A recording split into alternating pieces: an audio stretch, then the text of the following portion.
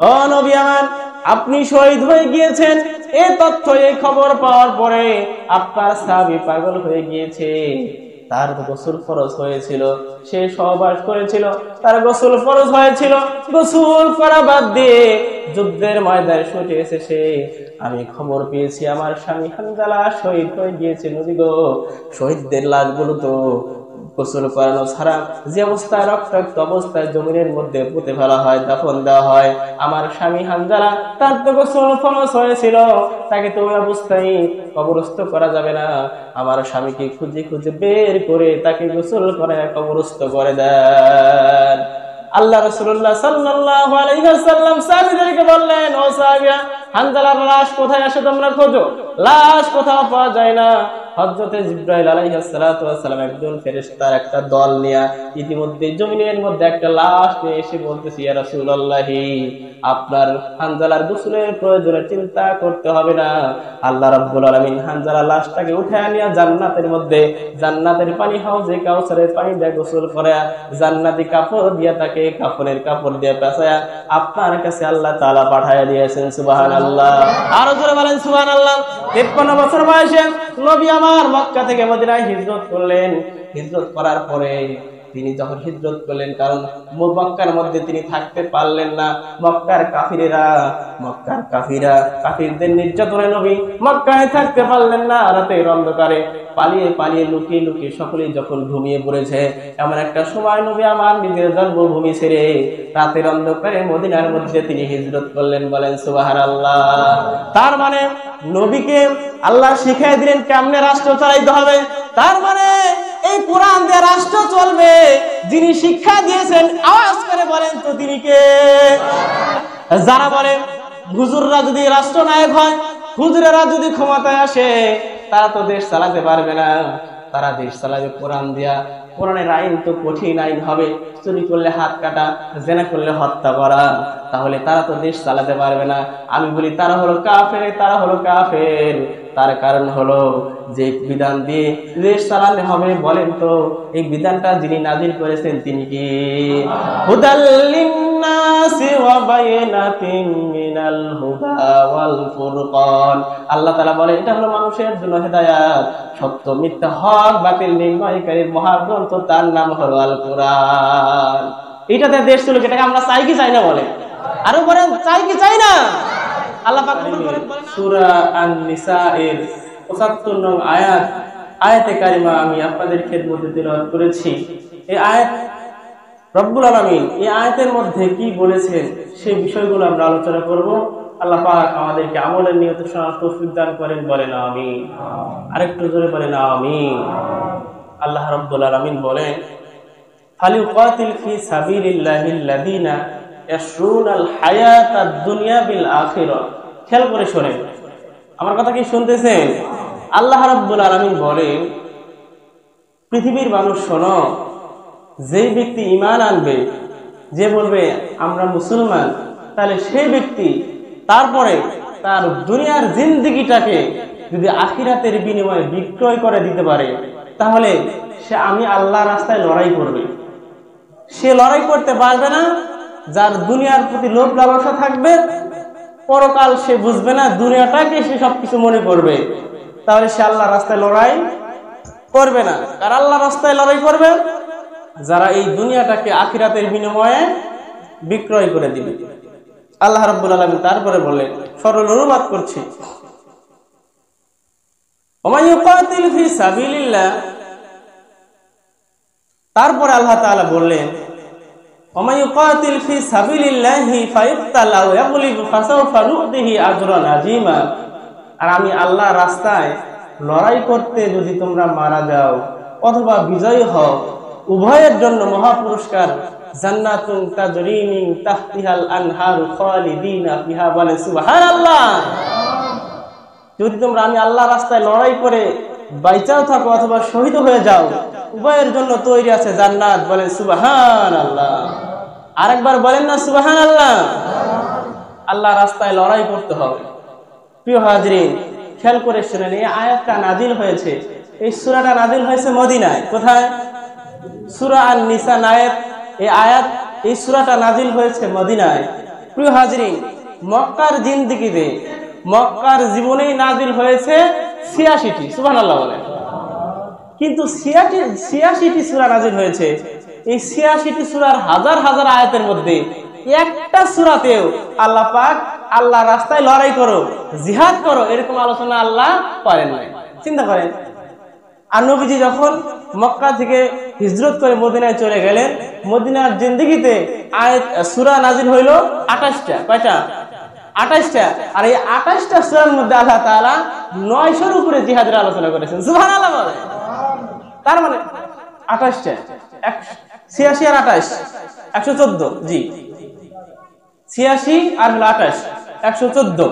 প্রিয় হাজরিন, খেয়াল করেছেন, আমি যেটা বোঝাতে চাচ্ছি আপনাদের, যে মক্কার জীবনে এই ৮৬টি সূরার মধ্যে আল্লাহ তাআলা দ্বীন কায়েমের কথা বললো না, জিহাদের কথা বললো না, আর জিহাদ করলো না, আর দ্বীন কায়েমও হলো না। মক্কার জীবনে কি দ্বীন কায়েম হয়েছে? কথা বলেন, হয় নাই। কারণ আল্লাহ বলেন নাই তোমরা আল্লাহ রাস্তায় কি করো, লড়াই করো। আর যখনই মক্কা থেকে হিজরত করে মদিনায় চলে গেলেন, আল্লাহ বললেন জিহাদ করো আমি আল্লাহ রাস্তায়। কেবল তখনই আল্লাহ রাব্বুল আলামিন মক্কা ও মদিনায় বিজয় করে রাসূলুল্লাহ সাল্লাল্লাহু আলাইহি সাল্লামকে রাষ্ট্রনায়ক বানালেন। বলে সুবহানাল্লাহ। তাই আপনাদেরকে বুঝাইতে চাই যে যাদের জীবনে আল্লাহ রাস্তায় লড়াই যদি না থাকে, ইসলামী আন্দোলন যদি না থাকে, আপনি কামিয়াবি হতে পারবেন না। এই কথাটা আমি কয়েক জুমা থেকে আপনাদেরকে বুঝাইতে চাইতেছি। যদি শহীদি তামান্না অন্তরে থাকে, আপনার যদি ম্যালেরিয়াও হয়ে আপনি মারা যান, তারপরেও আপনাকে শহীদের মর্যাদা দিবেন যিনি, তিনি কে? আরো যারা বলেন তিনি কে? আরে শহীদ হয়ে মরার জন্য সাহাবীরা উদ্বিগ্ন ছিলেন, পাগল ছিলেন। প্রিয় হাজরিন, খেয়াল করেছেন, হযরতে হানজালা রাদিয়াল্লাহু আনহু তিনি নতুন বিবাহ করলেন। বিবাহ করার পরে তিনি বউ নিয়ে আনন্দের সময় কাটাচ্ছেন। ইতিমধ্যেই উহুদের ময়দানে কাফিরদের সাথে মুসলমানের যুদ্ধ লেগে গেল। যে যুদ্ধের ময়দানে হযরত মুহাম্মদ রাসূলুল্লাহ সাল্লাল্লাহু আলাইহি ওয়াসাল্লাম তিনি নিজেই মুসলমানদেরকে লিড দিয়ে, নিজেই নেতৃত্ব দিয়ে কাফিরদের সঙ্গে খোলা তরবারি নিয়ে কাফিরদের সঙ্গে তিনি যুদ্ধ করতে আরম্ভ করলেন। বলেন না সুবহানাল্লাহ। তাহলে অনেকেই বলে মুসলমানেরা কেন রাজনীতি করবেন, হুজুররা কেন রাজনীতি করবেন? হুজুরদের মধ্যে যদি রাজনীতি না থাকতো, আল্লাহ রাব্বুল আলামিন মুহাম্মদ রাসূলুল্লাহ সাল্লাল্লাহু আলাইহি ওয়াসাল্লামকে পৃথিবীর জমিনে নবুয়ত দিয়ে শুধুমাত্র মসজিদে আর মাদ্রাসার মধ্যে বসায় রাখতো, কোনদিন জিহাদের ময়দানে পাঠাইতো না। বলেন ঠিক কিনা? আমার প্রিয় ভাইরা, রাসূলুল্লাহ সাল্লাল্লাহু আলাইহি ওয়াসাল্লাম উহুদের ময়দানে কাফিরদের সঙ্গে যুদ্ধ শুরু করে দিলেন। কাফিরেরা নবীজিকে পেছন দিক থেকে আঘাত করলেন। নবী আমার লোহার মর্ম মাথায় ছিল, লোহার মর্ম ফেটে মাথার মধ্যে একটা লোহা প্রবেশ করলেন। মাথা দিয়ে ফিঙ্কি দিয়ে রক্ত বের হতে শুরু করলেন। নবীর মুখের মধ্যে কাফির আঘাত করলেন, মুখ থেকে নবীজির দন্দর মোবারক শহীদ হয়ে গেলেন। আমার প্রিয় ভাইরা, খেয়াল করে শোনেন, নবী আমার যুদ্ধের ময়দানে কাফিরদের হাতে আঘাত পেয়ে নবী আমার জমিনের মধ্যে বুক থুবড়ে পড়ে গেলেন। এইদিকে সাহাবীরা নবীকে খুঁজতেছে, নবীকে কোথাও পাওয়া যাচ্ছে না। নবী তো এরকম করে জমিনের মধ্যে লুটিয়ে পড়ে আছে, নবী নাই, নবী নাই, নবীকে কোথাও পাওয়া যায় না। কাফিরেরা চিন্তা করলো, মুহাম্মদ যেহেতু জমিনের মধ্যে লুটিয়ে পড়েছে, আর এই তথ্যটা যদি আমরা খবরটা দুনিয়ার মধ্যে পৌঁছা দেই, ছড়ায় দেই, আব্দুল্লাহর বেটা মুহাম্মদ ইন্তেকাল করেছেন, শহীদ হয়ে গিয়েছেন, তাহলে আমাদের জন্য বিজয় হওয়াটা সম্ভব, বিজয় আমাদের জন্য খুব সহজে চলে আসবে। কাফিরেরা চিন্তা করে খবরটা ছড়িয়ে দিল, আব্দুল্লাহর বেটা মুহাম্মদ ইন্তেকাল করেছেন, মারা গিয়েছেন। এইদিকে হানজালা রাদিয়াল্লাহু আনহু নববধূকে নিয়ে তিনি আনন্দের সময় কাটাচ্ছেন। হযরত হানজালা রাদিয়াল্লাহু আনহু কানের মধ্যে খবরটা পৌঁছালো, উহুদের ময়দানে আল্লাহর নবী কাফিরদের হাতে নিহত হয়ে গেছেন। এই খবরটা পাওয়ার পরে দৌড়ে দৌড়ে চোখের পানি ছেড়ে দিয়ে বিবির কাছে গিয়ে বললেন, বিবি রে, তরবারি কোথায় আছে, আমার হাতে তুলে দাও। বিবি দৌড়ে তরবারিটা স্বামীর হাতে তুলে দিলেন, হানজালার হাতে তুলে দিলেন। আল্লাহর সাহাবী, আল্লাহর নবীর সাহাবী হানজালা রাদিয়াল্লাহু আনহু তরবারি নিয়ে যখন তিনি দৌড় মারলেন, পিছন দিক থেকে নববধূ নতুন বউ হানজালাকে স্বামীকে টান দিয়ে ধরলেন, বললেন, ও স্বামী আমার, আপনি কোথায় ছুটলেন? হানজালা রাদিয়াল্লাহু আনহু বললেন, বিবির শোনো, যেই দুনিয়ায় নবী নাই সেই দুনিয়ায় আমিও বাঁচতে চাই না। যেই দুনিয়ায় নবী আমার কোরআনের রাজ কায়েম করতে নবী শহীদ হয়ে গিয়েছে, আমি সেই দুনিয়ায় আমি বাঁচতে চাই না। যেই কাফিরেরা আমার নবীকে আঘাত করেছে, আমিও সেই কাফিরদের সাথে যুদ্ধ করে মারা যেতে চাই, কাফিরদেরকে আমি বাঁচায় রাখতে চাই না। যেই কাফির আমার নবীকে আঘাত করেছে, ওই কাফিরদেরকে আমি বাঁচায় রাখতে চাই না। বিবি ডাক দিয়ে বললেন, প্রাণের স্বামী গো, আপনার তো গোসল ফরজ হয়েছে, কারণ আপনি তো স্ত্রী আমার সঙ্গে সহবাস করেছেন, আপনার তো গোসল ফরজ হয়েছে। হানজালা রাদিয়াল্লাহু আনহু বললেন, বিবি রে শোনো, আমি যদি এখন গোসল করতে যাই 10টা মিনিট সময় নষ্ট হয়ে যাবে। আমি গোসল করতে যাই 10টা মিনিট সময় নষ্ট করতে চাই না। আমি উহুদের ময়দানে, যুদ্ধের ময়দানে যুদ্ধ করে আমি শহীদ হতে চাই। বলেন না সুবহানাল্লাহ। আমার প্রিয় ভাইরা, এইখান থেকে আরেকটা মাসালা ফুটে এসেছে, সেটা হলো যখন জিহাদের ময়দানে যুদ্ধটা ফরজ আইন হয়ে যাবে, প্রত্যেকটা নারী তার স্বামীর অনুমতি ছাড়াই জিহাদের ময়দানে চলে যেতে পারবে। যখন জিহাদটা, যুদ্ধটা, আল্লাহর রাস্তায় লড়াইটা ফরজ আইন হয়ে যাবে, পিতার অনুমতি ছাড়া সন্তানরা আল্লাহর রাস্তায় লড়াই করার জন্য জিহাদের ময়দানে যেতে পারবে। বলেন না সুবহানাল্লাহ। হযরত হানজালা রাদিয়াল্লাহু আনহু জিহাদের ময়দানে প্রবেশ করলেন। কাফিরদের সঙ্গে যুদ্ধ করতে করতে একটা সময় হযরত হানজালাকে কাফিরেরা শহীদ করে জমিনের মধ্যে ফেলে দিলেন। এইদিকে যুদ্ধ যখন শেষ হলো, দুঃখজনক হলেও সত্য, হযরত মুহাম্মদ রাসূলুল্লাহ সাল্লাল্লাহু আলাইহি ওয়াসাল্লাম জমিনের মধ্যে পড়ে আছেন। সাহাবীরা নবীজিকে কোথাও খুঁজে পায় না। অবশেষে হযরত মুহাম্মদ রাসূলুল্লাহ সাল্লাল্লাহু আলাইহি ওয়াসাল্লামকে খুঁজে পাওয়া গেল। হযরত মুহাম্মদ রাসূলুল্লাহ সাল্লাল্লাহু আলাইহি ওয়াসাল্লামকে যখন জমিন থেকে আস্তে করে উঠে বসানো হলো, তার মাথা থেকে রক্ত পড়ে, মুখ থেকে রক্ত পড়ে। কাফিরেরা তার মাথার মধ্যে লোহা ঢুকিয়ে দিয়েছে, লোহার গর্ব কেটে নবীজির মাথার মধ্যে লোহা ঢুকে গেছে, দন্দন মোবারক শহীদ হয়েছে। নবীজির মাথা থেকে রক্ত পড়ে, মুখ থেকে রক্ত পড়ে। আল্লাহর নবীর এক সাহাবী এরকম করে হাত দিয়ে নবীর মাথা থেকে লোহাটাকে বের করতে চাইলেন। আমার কথা কি শুনতেছেন? কথা কি শোনা যাচ্ছে? আল্লাহর নবীর এক সাহাবী হাত দিয়ে লোহাটাকে টান দিলেন, বের করতে চাইলেন, কিন্তু লোহাটা নবীর মাথার মধ্যে এমন ভাবে প্রবেশ করেছে, ঢুকে পড়েছে, হাত দিয়ে নবীর মাথা থেকে লোহাটাকে বের করা যাচ্ছিল না। অবশেষে আল্লাহর নবীর সাহাবী দাঁত দিয়ে কামড়ে ধরলেন। দাঁত দিয়ে যখন টান দিয়ে বের করতে চাইলেন, সামনের দুটো দাঁত সাথে সাথে ভেঙে পড়ে গেল। মুখ থেকে রক্ত বের হতে শুরু করলো।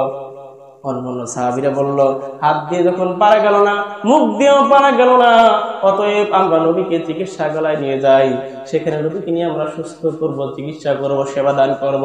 ওই সাহাবীটা আগে বললেন, আমার মুখের মধ্যে দাঁত থাকবে আর নবীদের মাথার মধ্যে লোহা ঢুকে থাকবে, এমনটা হতে পারে না। আমার মুখের মধ্যে একটা দাঁত থাকতে আমি চেষ্টা করব নবীদের মাথা থেকে লোহাটা বের করার জন্য। অবশেষে আল্লাহ নবীর সাহাবী অন্য দাঁত দিয়ে কামড়ে ধরে সাথে সাথে লোহাটাকে বের করে দিলেন। আল্লাহ নবী কিছুক্ষণের মধ্যে সুস্থ হয়ে গেলেন। নবী সাল্লাল্লাহু আলাইহি ওয়াসাল্লাম তখন যুদ্ধ থেমে গিয়েছে। উহুদের ময়দান কাফিরদের কাছে উহুদের ময়দান মুসলমানেরা পরাজয় গ্রহণ করেছিল। ওই যুদ্ধটা ওই যুদ্ধটা আল্লাহর নবী ও নবীর সাহাবীরা পরাজয় গ্রহণ করেছিলেন, পরাজয় হয়েছিলেন। ওই সময় যখন যুদ্ধ শেষ হয়ে গেল, নবী সাল্লাল্লাহু আলাইহি ওয়াসাল্লাম সাহাবীদেরকে বললেন, ও আমার সাহাবীরা, আমার কোন কোন সাহাবী শহীদ হয়ে গিয়েছে, তাদের শহীদের লাশগুলো তোমরা একটা জায়গায় জড়ো করো। কথা কি শুনতেছেন? নবী আমার ডাক দিয়ে বললেন, ও সাহাবীরা, আমার সাহাবী কোন সাহাবী যুদ্ধ করতে করতে শহীদ হয়ে গিয়েছে, সব শহীদদের লাশগুলো তোমরা একটা জায়গায় জড়ো করো। যখন জড়ো করতে শুরু করলেন, সাহাবীরা খুঁজতে শুরু করলেন। খুঁজতে খুঁজতে শহীদ কারা হয়ে হলো, শহীদদের লাশগুলো একটা জায়গায় জড়ো শুরু করে দিল। দেখলো একটা জায়গায় একজন সাহাবী যার হাত কেটে ফেলেছে কাফিরেরা, 2 হাত কেটে ফেলেছে, পা কেটে ফেলেছে, মাথা কেটে ফেলেছে, এবং কি বুকটা ফাটায় কলিজাটা বের করে তার কলিজাটা পর্যন্ত চূর্ণ বিচূর্ণ করে জমিনের মধ্যে ছড়িয়ে দিয়েছে।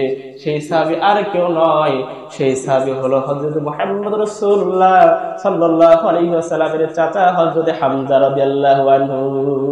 সুবহানাল্লাহ বলেন। এইদিকে হযরত মুহাম্মদ রাসূলুল্লাহ সাল্লাল্লাহু আলাইহি ওয়াসাল্লাম যখন সাহাবীদেরকে বললেন সমস্ত শহীদদের লাশগুলো এক জায়গায় করো, সমস্ত সাহাবীদের লাশগুলো এক জায়গায় করা হলো। 69 জন সাহাবীর লাশ এক জায়গায় পেল। নবী আমার ডাক দিয়ে বললেন, কয়জন শহীদ হয়েছে? সাহাবীরা বলল, ইয়া রাসূলুল্লাহ, আমাদের মধ্য থেকে, মুসলমানদের মধ্য থেকে আপনার সাহাবী 69 জন শহীদ হয়েছেন। নবী আমার ডাক দিয়ে বললেন, তোমরা খুঁজতে থাকো, আর একজন শহীদের লাশ আছে। আল্লাহু আকবার বলেন। নবী তো অসুস্থ ছিলেন, অজ্ঞান ছিলেন, সুস্থ বললেন কি আর একজন শহীদ আছে, তোমরা খুঁজতে থাকো। তার মানে কিতাবের মধ্যে এসেছে নবী আমার তার আগের দিন স্বপ্নে দেখেছিলেন তিনি 70টা উট কুরবানি করেছেন।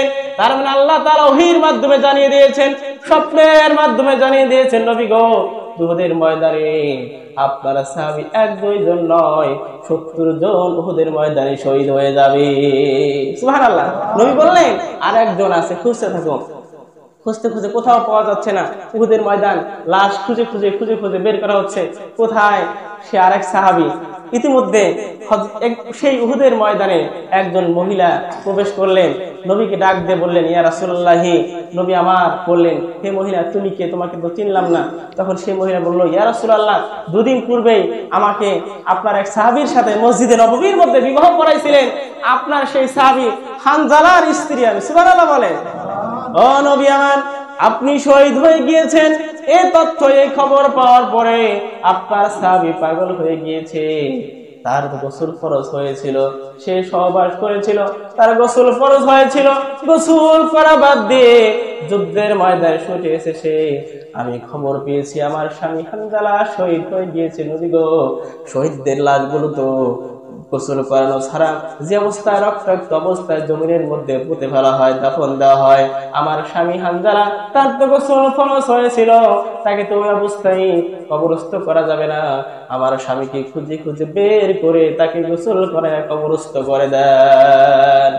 আল্লাহ রাসূলুল্লাহ সাল্লাল্লাহু আলাইহি ওয়াসাল্লাম সাহাবীদেরকে বললেন, ও সাহাবীরা, হানজালার লাশ কোথায় আছে তোমরা খোঁজো। লাশ কোথাও পাওয়া যায় না। হযরতে জিবরাইল আলাইহিস সালাতু ওয়াস সালাম একজন ফেরেশতার একটা দল নিয়ে ইতিমধ্যে জমিনের মধ্যে একটা লাশ নিয়ে এসে বলতেছে, ইয়া রাসূলুল্লাহ, আপনার হানজালার গোসলের প্রয়োজনে চিন্তা করতে হবে না। আল্লাহ রাব্বুল আলামিন হানজালার লাশটাকে উঠায় নিয়ে জান্নাতের মধ্যে, জান্নাতের পানি হাউজে কাউসারের পানি দিয়ে গোসল করে, জান্নাতি কাপড় দিয়ে তাকে কাফনের কাপড় দিয়ে পেঁচায়া আপনার কাছে আল্লাহ তাআলা পাঠায়া দিয়েছেন। সুবহানাল্লাহ। আরেকবার জোরে বলেন সুবহানাল্লাহ। সাহাবীরা চিন্তা করলো, দেখি গোসল করলে তো চুল ভেজা থাকে, দাড়ি ভেজা থাকে। তারা গিয়ে দেখে যে হানজালা রাদিয়াল্লাহু আনহু চুল থেকে এখন পর্যন্ত পানি টপ টপ করে গড়িয়ে গড়িয়ে পড়ছে। বলেন সুবহানাল্লাহ। আরো জোরে বলেন সুবহানাল্লাহ। আমার প্রিয় ভাইরা, আমি আপনাদেরকে যেটা বোঝাতে চাচ্ছি, নবীর সাহাবীরা জিহাদের ময়দানে আল্লাহর রাস্তায় লড়াই করে জীবন দিতে রাজি ছিল। আর আপনি আমি কেমন মুসলমান, কেমন মুসলমান, জীবন দেওয়া তো দূরের কথা, ইসলামী আন্দোলনটাই আমরা পছন্দ করি না। তার মানে প্রমাণ হলো আপনি এখন পর্যন্ত খাঁটি মুসলমান হতে পারেন নাই। কথা বলেন ঠিক কিনা? আল্লাহ রাব্বুল আলামিন বলেন, আম হাসিবতুম আন তাদখুলুল জান্নাতা ওয়া লাম ইয়ালামিল্লাহ আল্লাযীনা জাহাদু মিনকুম ওয়া ইয়ালামাস সাবিরিন। ও দুনিয়ার মানুষ শোনো, তোমাকে জান্নাত দেওয়ার পূর্বে আমি তোমার আমলনামা দেখব। তোমার আমলনামায় যদি আমার রাস্তায় লড়াইয়ের আমল থাকে, ইসলামী আন্দোলনের আমল থাকে, কেবল তুমি জান্নাতি হতে পারবে। আর তোমার আমলনামায় যদি ইসলামী আন্দোলন না থাকে, তাহলে তুমি জান্নাতি হতে পারবে না। ঘোষণাকার। তাহলে ইসলামী আন্দোলনের দরকার আছে না নাই বলেন? আমার প্রিয় ভাইরা, খেয়াল করে শোন, নবী আমার তিনি জীবনে 63 বছরের জিন্দেগি পাইছিলেন। কয় বছরের জিন্দেগি? 63 বছরের জিন্দেগি। নবুয়তের পূর্বে 40 বছর, নবুয়তের পরে মক্কার জীবনে 13 বছর, আর মক্কা থেকে হিজরত করে মদিনার জীবনে আল্লাহর নবী সাল্লাল্লাহু আলাইহি ওয়াসাল্লাম কাটাইছেন 10 বছর। এই মোট হলো 63 বছরের জিন্দেগি। নবী 40 বছরের নবুয়ত পাইলেন। 40 বছর নবুয়ত পাওয়ার পরে মানুষের ঘরে ঘরে রাতের অন্ধকারে কানে কানে মানুষকে থোকায় থোকায় জড়ো করে করে মানুষের কানে কানে পালিয়ে পালিয়ে আল্লাহর তাওহীদের ঘোষণা দেন, একত্ববাদের ঘোষণা দেন, রিসালাতের দাওয়াত দেন, আখিরাতের দাওয়াত দেন। আর 3 বছর যখন পার হয়ে গেল, 3 বছরে নবীর কেউ বিরোধিতা করে নাই, কারণ নবী তো গোপনে গোপনে দাওয়াত দিল। কাফিররা যদিও তথ্য পাইল, তারা চিন্তা করলো গোপনে গোপনে দাওয়াত দেয়, সে আমাদের কোনো ক্ষতি করতে পারবে না। তার মানে আজও যদি মুসলমান হুজুররা যদি মসজিদ আর মাদ্রাসার মধ্যে বসে থাকতো, কাফিররা মনে করতো মাদ্রাসার মসজিদ থাকলে আমাদের চেয়ারের কোনো ক্ষতি হবে না। যখনই কাফিরেরা দেখলো মুসলমান ওই আলেমগণ হুজুররা যখন মসজিদ থেকে বের হয়ে ইসলাম আন্দোলনের মধ্যে চলে আসলো, রাজনৈতিকের মধ্যে চলে আসলো, এরা তখন চিন্তা করলো আমাদের ক্ষমতার আসন থেকে নামায়া দেশের মধ্যে তারা আল্লাহর কোরআনকে প্রতিষ্ঠা করবে। ঠিক কিনা বলে আমার প্রিয় ভাইরা? 3 বছরের মুসলমান হলো মাত্র 30 থেকে 35 জন। 3 বছর পার হয়ে গেল, নবী আমার প্রকাশ্যে দাওয়াত দিতে শুরু করলেন। আল্লাহ বললেন আমার পক্ষ থেকে তোমার প্রতি আদেশ হয়েছে, এখন তুমি প্রকাশ্যে দাওয়াত দিতে শুরু করে দাও, কাফিরদের দেখার টাইম নাই। নবী আমার প্রকাশ্যে দাওয়াত দিতে শুরু করলেন। 4 বছর প্রকাশ্যে দাওয়াত দিলেন। 4 বছর প্রকাশ্যে দাওয়াত দিয়ে মুসলমানের সংখ্যা প্রায় 200 জন। চিন্তা করেন, 4 বছর প্রকাশ্যে দাওয়াত দিয়ে মুসলমানের সংখ্যা 200, প্রায় 200 জন। এখন যে নির্যাতন আসলো, এত নির্যাতন আসলো, মুসলমানেরা নির্যাতন সহ্য করতে না পারে মক্কা থেকে আবিসিনিয়া 101 জন, সর্বপ্রথম ইসলামের ইতিহাসে 101 জন আবিসিনিয়া হিজরত করেন। সুবহানাল্লাহ বলেন। হিজরত করা তো সোজা না, লম্বা ঘটনা, আমি সেদিকে যাব না। 4 বছর পরে নবীজির বয়স যখন 47, এবার কাফিররা চিন্তা করলো মুহাম্মদ যেইভাবে দিন প্রচার করে এইভাবে যদি চলতে থাকে তাহলে আমাদের দিন থাকবে না, কি করা যায়? একে মিথ্যা মামলা দিয়া কিভাবে আটক করা যায়, জেলে দেওয়া যায়, সেই চিন্তা করো। পরিশেষে হযরত মুহাম্মদ সাল্লাল্লাহু আলাইহি ওয়াসাল্লাম, তার স্ত্রী সন্তান এবং কি তার সাহাবীদের পরিবার পরিজন, স্ত্রী সন্তান, পুরা গোষ্ঠীকে, পুরা মুসলমান জাতিটাকে একটা জায়গায় বন্দিশালা বানালো। কথা চিন্তা করো, শুনতেছেন কি? বন্দিশালা বানালো। সেইখানে সেটা নাম হলো শিহাবে আবু তালিব। শিহাবে আবু তালিব নবী ও তার সাহাবীরা কারারুদ্ধ থাকলেন 3 বছর। কয় বছর? 3 বছর। তার মানে স্পষ্ট হলো নবী যদি গোপনে গোপনে দাওয়াত দিত, শুধু মসজিদে আল্লাহ আল্লাহ করতেন, মাদ্রাসায় যদি কোরআন শিক্ষা দিতেন, কাফিররা কোনোদিন নবীর বিরুদ্ধে মিথ্যা মামলা দিত? আরে কথা বলেন না কেন? দিত নাকি? নবীর বিরুদ্ধে যাইতো, নবীর মাথা থেকে রক্ত ঝরাইতো? আপনারা কি ঘুমায় গেছেন নাকি? কথা বলেন। যখনই নবী কোরআনের দাওয়াত দিল এবং কি কোরআনের দাওয়াত দেয়, এই কোরআনটাকে কায়েম করতে চাইলো, এই কোরআনের বিধানকে যখনই কায়েম করতে চাইলো, তখনই কেবল তাদেরকে মিথ্যা মামলা দিয়া তাদেরকে কারারুদ্ধ করলো। আজ পর্যন্ত যারা এই কোরআন দিয়ে কথা বলে দেখবেন তাদেরকে মিথ্যা মামলা দিয়া যারা কারারুদ্ধ করে, তারা হলো আবু জেহেল, আবু লাহাব, ফিরআউনের উত্তরসূরি। আর যারা কোরআনের কথা বলায়া, কোরআনের কথা বলে জেলে যায়, ফাঁসি হয়, বুঝবেন এরা হলো নবীর দল, এরা হলো নবীর ওয়ারিস। সুবহানাল্লাহ বলেন না? আর জোরে বলেন না সুবহানাল্লাহ। নবীর বয়স যখন 50 বছর বয়সে 3 বছর কারারুদ্ধ থাকলেন। 3 বছর পরে নবী আমার জেল থেকে মুক্তি পাইলেন। 51 বছর বয়সে নবীর চাচা ইন্তেকাল করলেন। যেই চাচা থাকা অবস্থায় কোন কাফিররা নবীর গায়ে আঘাত করতে পারতো না, নবীর গায়ে আঘাত করতে পারতো না। শুধু নবীকে যদি গালি দিত, নবীর গায়ে আঘাত করতে পারতো না। 51 বছর বয়সে নবীর চাচা আবু তালেব ইন্তেকাল করলেন। কয়েক সপ্তাহ পরে নবীর বিবি মা খাদিজাতুল কুবরা রাদিয়াল্লাহু আনহা তিনিও ইন্তেকাল করলেন।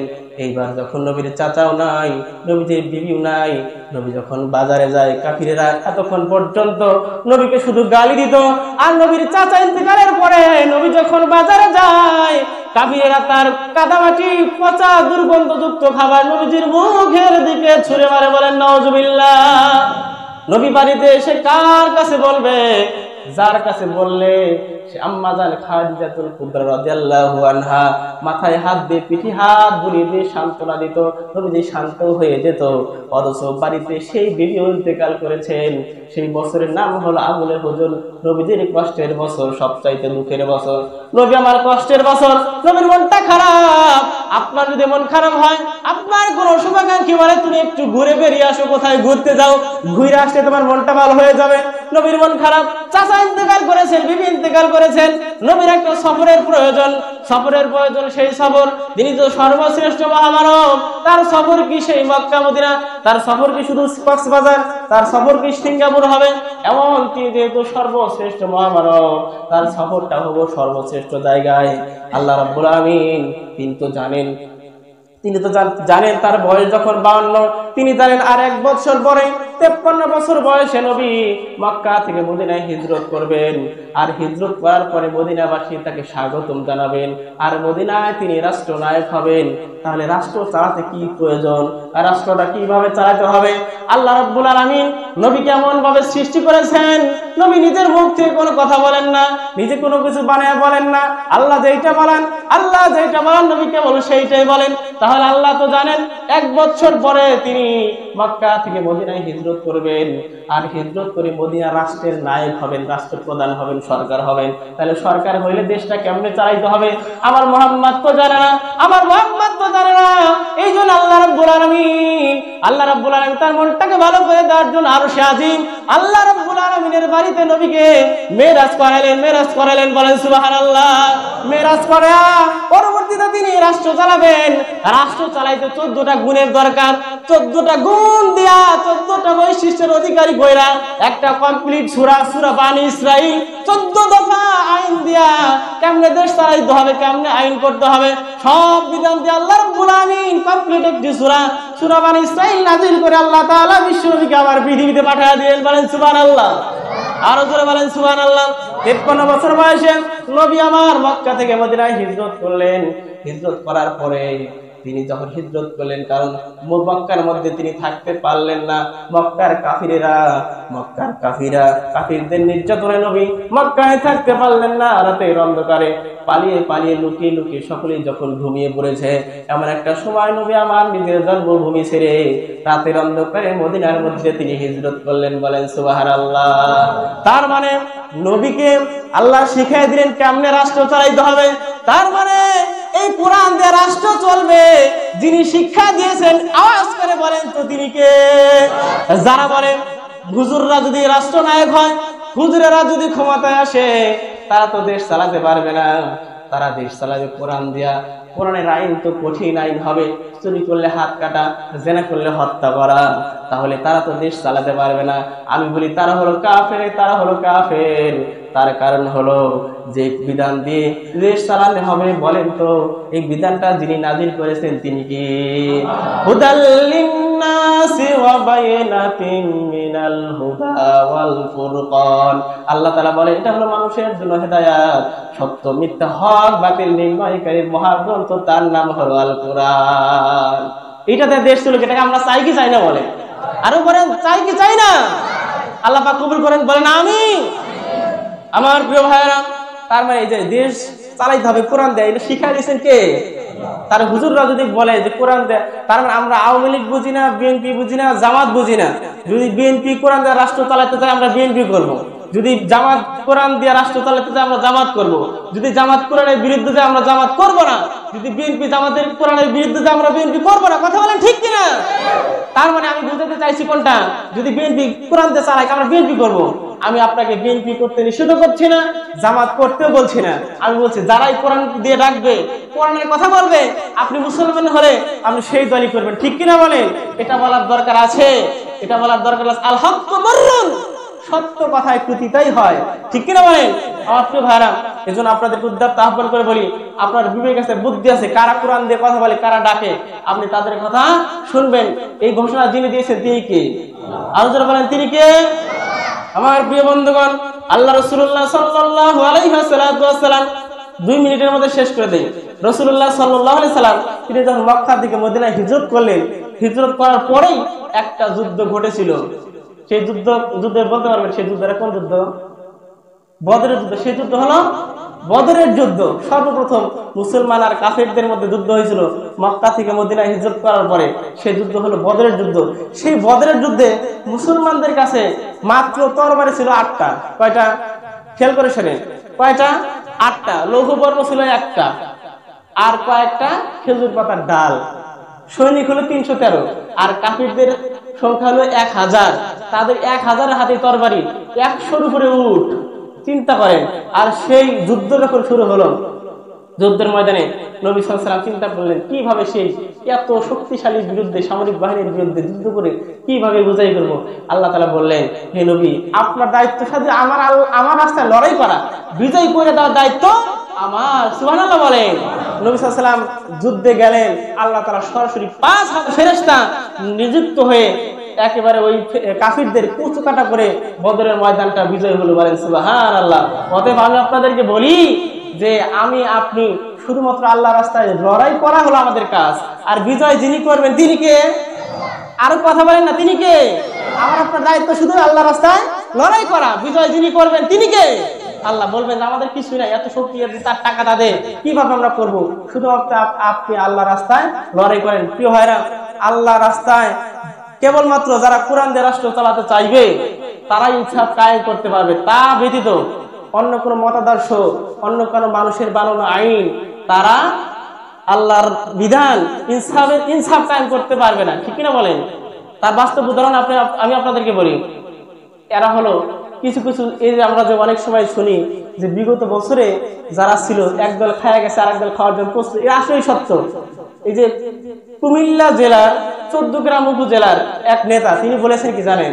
তিনি বলেছেন কেউ যদি, আমি বিশ্বাস করি, কেউ যদি শহীদ জিয়াউর রহমানের নাম প্রত্যেক দিন জপে তাহলে সে জান্নাতি জান্নাতি জান্নাতি। জোরে করে বলেন সুবহানাল্লাহ। আরে সুবহানাল্লাহ কয় বাঙালি কি বুঝে? নাউজুবিল্লাহ বলেন। আল্লাহ নবীর নাম জপলেও জান্নাতে হবে না, কেবল নবীর দরুদ পড়তে হবে। নবী কি পড়তে হবে? দরুদ পড়তে হবে। নাম যদি জপতে হয় কার নাম জপতে হবে? আর কথা বলেন, কার নাম জপতে হবে? আল্লাহর নাম জপতে হবে। কিছু কিছু নেতারা, মির্জা ফখরুল ইসলাম আলমগীর, তিনি বলেছেন কোরআনের রাজনীতি নাই।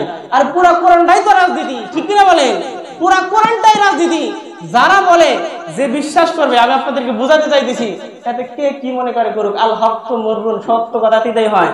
যে বলবে এই কোরআনের রাজনীতি নাই, এরা যদি কেউ বলে, সে সাথে সাথে কাফের হয়ে যাবে। কি হয়ে যাবে? আল্লাহ বলছেন সূরা হজ 2 সূরা হজ আয়াত নং 41, আল্লাযীনা ইম্মাক্কান্নাহুম ফিল আরদি আকামুস সালাতা ওয়া আতাউয যাকাতা ওয়া আমারু বিল মারুফি ওয়া নাহাউ আনিল মুনকার ওয়ালিল্লাহি আকিবাতুল উমুর। আমার কোন বান্দা যদি রাষ্ট্রনায়ক হয়, সে নামাজ কায়েম করবে, সে যাকাত ভিত্তিক অর্থনীতি কায়েম করবে, ভালো কাজ চালু করবে, খারাপ কাজ বন্ধ করে দিবে। তাহলে রাজনীতি নাই কে বলে? আল্লাহর নিজের কথা। আমার প্রিয় ভাইরা, আমি আপনাদেরকে বলি, এই জন্য এর পূর্বে বিগত বছরে স্বৈর শাসক একটা আইন করছিল কি জানেন? এইটা বলে শেষ করি। একটা আইন করছিল যে জাতির পিতা বঙ্গবন্ধু বলছিল কিনা? জাতির পিতা কি বলেন? মিল্লাতা আবিকুম ইব্রাহিম হুয়া সাম্মাকুমুল মুসলিমিন। ঘোষণা কার? জাতির পিতাকে।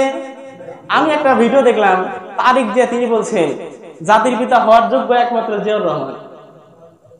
এটাকে আপনারা দেখছেন কিনা? এটা দেখছেন না? তাহলে কাকে আপনি ভালো বলবেন? একদল যে পথে হাঁটছে আর একদল হুজুর সেই পথেই হাঁটতেছে। খেলা একটা হয়ে গেছে, বললেন খেলা হবে, খেলা একটা হয়ে গেছে, আরো একটা খেলা সামনে আছে। সেই খেলায় আপনাকে বিজয়ী হতে হবে।